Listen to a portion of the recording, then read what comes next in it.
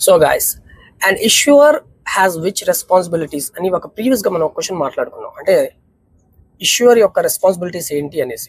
So ఇక్కడ ఉన్నటువంటి options మనం చూసుకున్నట్లయితే ఆప్షన్ ఏ చూడండి, define safety precautions and stay there. Precautions అనేవి డిఫైన్ చేసి అక్కడే ఉంటారా? ఉండరు. ఓన్లీ ఇష్యూర్ పని ఏంటి, పర్మిట్ అనేది ఇష్యూ చేసి వెళ్ళిపోతారు. ఓన్లీ రిసీవర్ సైట్ లో ఉంటారు. ఆప్షన్ బి చూడండి, supervise the crew and sign the work permit. Supervision ఎందుకు చేస్తారు? క్రూ యొక్క సూపర్వైజింగ్ అది సూపర్వైజర్ చేసుకుంటారు, ఇష్యూర్ సూపర్వైజన్ చేయరు. ఇది కూడా కాదు. ఆప్షన్ సి చూడండి, issues and receive work permit.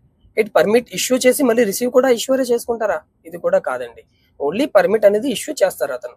Option D చూడండి, define safety precautions and sign work permit. ఇది కరెక్ట్.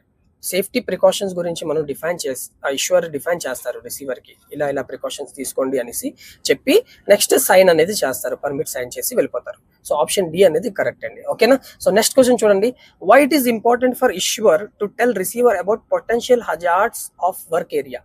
ఎందుకు ఇంపార్టెంట్?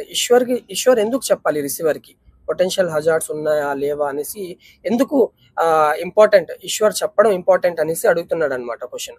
సో ఆప్షన్స్ ఇక్కడ ఉన్నాయి. Guess the correct option and comment below. Thank you.